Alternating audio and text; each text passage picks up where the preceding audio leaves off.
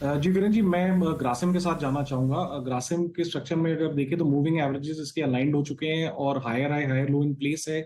Stock अपना last swing high भी cross कर रहा है, तो ट्रेंड यहाँ पे चेंज हो गया है।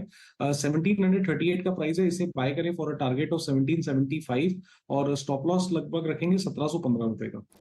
ओके, चलिए फिर आज की आखिरी ट्रेड लेते हैं चार का चौका में मिड कैप फंडा प्रकाश दीवान से। प्रकाश जी बताइए।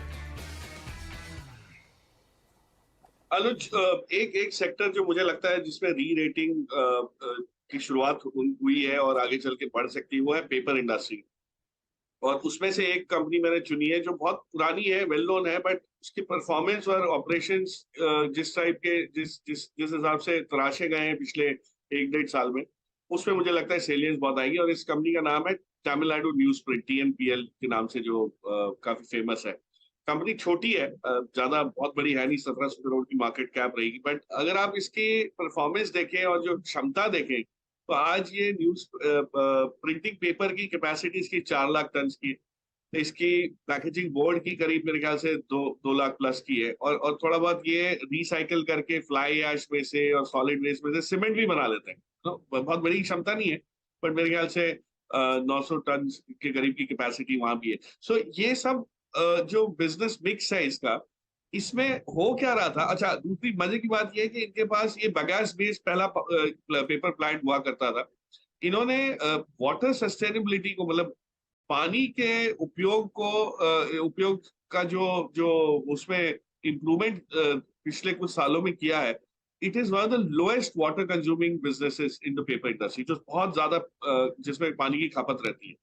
और बैकवर्ड इंटीग्रेशन करके जो रॉ मटेरियल जिनको जो चाहिए होता है उसके प्रोक्योरमेंट का इन्होंने किया। और ये टोटल सर्कुलर इकोनॉमी से वो कर रहे हैं कि जो वेस्ट है वो सीमेंट में जाता है, सीमेंट जो बनाते हैं उससे ही अपना नया प्लांट बना लेते हैं। तो इस टाइप का सारा बिजनेस है।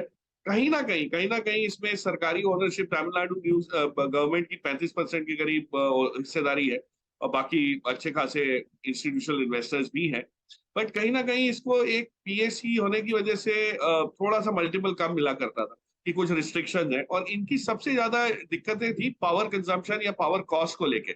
वो करार जो इनका था, जो तमिलनाडु स्टेट इलेक्ट्रिसिटी बोर्ड से पावर लेनी इनको कंपल्सरीली पड़ रही थी एक पर्टिकुलर रेट पे, जो थोड़ा महंगा लग रहा है क्योंकि बहुत पुराना करार था ये और रिवाइज नहीं हो पाया, वो खत्म हो चुका है। अब इनको पावर का भी एडवांटेज मिलेगा, रॉ मटेरियल कॉस्ट भी काफी हद तक कम हो गई है, और जो कैपेसिटीज इनकी है उसका। और एक सबसे बड़ी जो इस इंडस्ट्री के लिए चमक जो आ रही है वो ये है कि नया करिकुलम अनाउंस हुआ है। और नया करिकुलम अनाउंस होने के बाद आप लाखों किताबें छपती हैं, टेक्स्ट बुक छपती हैं, और उसमें जो इसका प्रिंटिंग पेपर का जो उपयोग होता है, वो हमारे पास इतनी कैपेसिटी नहीं है। लेकिन जो भी बड़े प्लेयर्स हैं, चाहे वो ये हो शेषाशाही हो या JK हो या वेस्ट कोस्ट, तो सभी के लिए ये बहुत बहुत पॉजिटिव रहेगा। बट मुझे लगता है from the current price situation 240-42 के आसपास ये एक आपको बहुत बढ़िया लॉन्ग टर्म बेसिस पे मौका दे सकता है।